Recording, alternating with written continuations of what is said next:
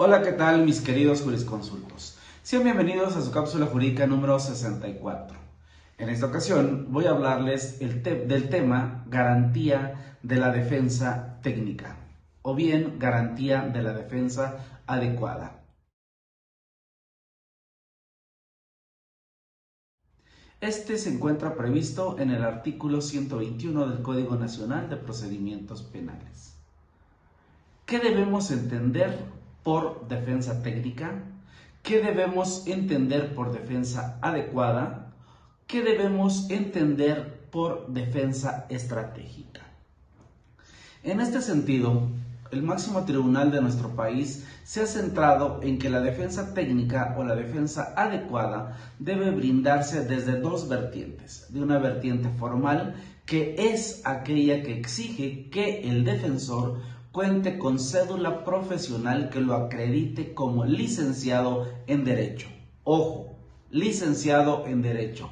No nos pide que nos acreditemos como maestros en Derecho o tampoco como doctores en Derecho para ejercer la profesión de defensor o de litigante. Por lo tanto, su servidor, a pesar de que cuenta con grados de maestría o de doctorado, en ningún momento firma sus promociones como doctor en Derecho, únicamente como licenciado en Derecho, ya que nuestra Constitución así lo exige en el artículo 20, apartado B, fracción octava. ¿En qué consiste la defensa técnica?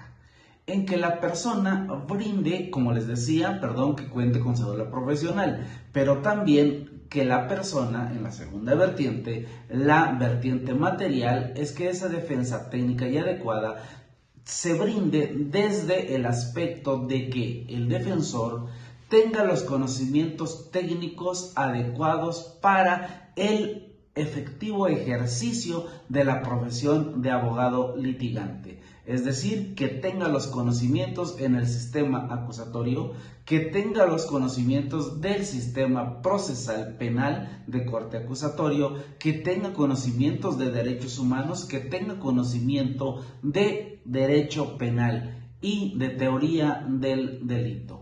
Además de tener esos conocimientos para que esta defensa sea considerada como defensa técnica, debe saber el defensor aplicarlos al caso en concreto. ¿Qué sucede, mis queridos jurisconsultos, si un juzgador se percata que el defensor no tiene los conocimientos técnicos y adecuados? En ese aspecto, según el artículo 121 del Código Nacional, nos dice que si el órgano jurisdiccional se percata que el defensor sistemáticamente y manifiesta una incapacidad técnica para desarrollar su desempeño profesional de una forma correcta, el órgano jurisdiccional prevendrá al imputado para que designe a otro defensor. ¿Qué pasa si se trata de un defensor particular? El imputado contará con 3 días para designar a un nuevo defensor.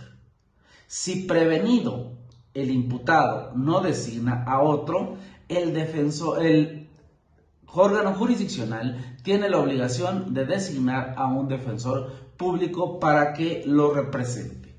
Ahora bien, si esa defensa técnica no está siendo desarrollada de manera correcta, pero en este caso por un defensor público, con independencia de la responsabilidad en que incurriere este servidor público, se le dará vista a su superior jerárquico para efectos de que lo sustituya.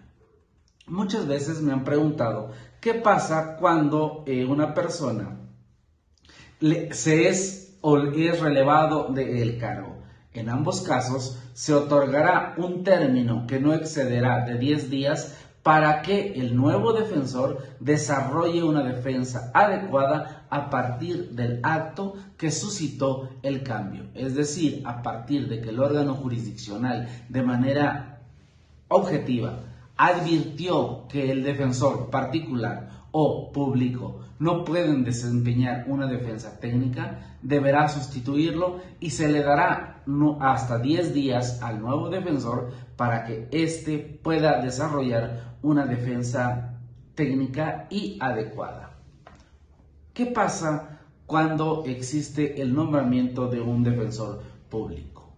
Como les dije, si el imputado se niega a designar un nuevo defensor o no puede designar un nuevo defensor, el órgano jurisdiccional debe designarle, o el Ministerio Público en la etapa de investigación inicial debe designarle a un defensor público. Esto de acuerdo a lo que señala el artículo 20 constitucional.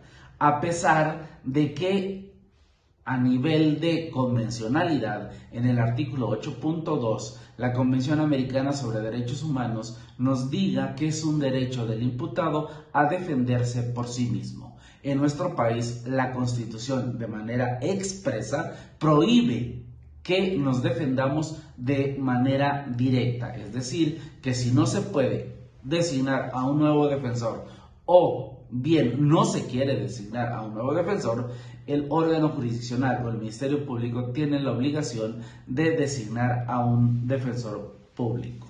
Y este tiene la obligación de representar al imputado en todos y cada uno de los actos que vayan a desarrollarse durante la secuela procesal. A veces los alumnos me preguntan, ¿hasta cuántos defensores puede designar un imputado? La respuesta nos los da el artículo 123 del Código Nacional de Procedimientos Penales. Y este artículo establece que el imputado puede designar a todos los defensores que así lo desee. Es decir, que puede designar el número de defensores que considere conveniente para su defensa, los cuales en las audiencias van a intervenir de manera ordenada, solicitando el uso de la voz y en todo momento deberán actuar con respeto hacia la audiencia y todos los intervinientes. Otro de los temas que tiene que ver con esto de la defensa adecuada es el defensor común. ¿Qué pasa cuando existen diversos imputados y estos deciden designar a un solo defensor? ¿Se puede hacer? Claro que sí. Los imputados, sean 2, 3 o 4, pueden designar a un solo defensor, siempre y cuando no exista algún impedimento para que la defensa sea llevada por un solo defensor. Es decir, que si hay intereses encontrados entre los imputados, no podrá llevar la defensa un solo defensor. En ese sentido, vamos explicando que la autoridad jurisdiccional debe velar por que no exista un impedimento manifiesto para desempeñar el trabajo. Y finalmente, otro de los temas importantes que tienen que ver con la defensa técnica y adecuada es el derecho a la entrevista que tiene el imputado con su defensor cuando éste se encuentre detenido. Si por cualquier circunstancia una persona se encuentra detenida, tiene el derecho de entrevistarse de manera previa y privada con su defendido para explicarle los alcances de la presunción de inocencia, los alcances del derecho a la no autoincriminación, artículo 20, apartado B, fracciones 1 y 2 de estos derechos, y todos los demás derechos que tenemos los defensores, la obligación de hacerle saber a nuestro representado antes de que rinda una entrevista con el Ministerio Público. Finalmente, la autoridad ministerial tiene la obligación de implementar todo lo necesario para el libre ejercicio de este derecho. Es decir, que en ocasiones nos hemos enfrentado que en Fiscalía no nos permiten realizar las entrevistas a nuestros representados, pues efectivamente están vulnerando el artículo 124 del Código Nacional de Procedimientos Penales, 125 del Código Nacional de Procedimientos Penales. Y en estrecha relación se encuentra el artículo 126 del Código Nacional, en el cual nos establece la posibilidad de que el defensor pueda interrogar o pueda entrevistarse con los demás intervinientes, es decir, el derecho que tiene el defensor a entrevistar a las partes a los sujetos que intervienen en el proceso penal. Pero eso será motivo de un nuevo video. Continuando con la tradición de recomendarles libros, en esta ocasión voy a recomendar este ejemplar.